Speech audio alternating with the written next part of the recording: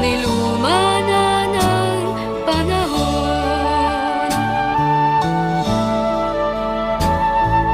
Mr. DJ, can I make a request? Pwede ba yung love song ko? Mr. DJ, para sa'kin ito, sana ay okay sa'yo. Nasaan man siya, mayroon mang iba, ito'y para sa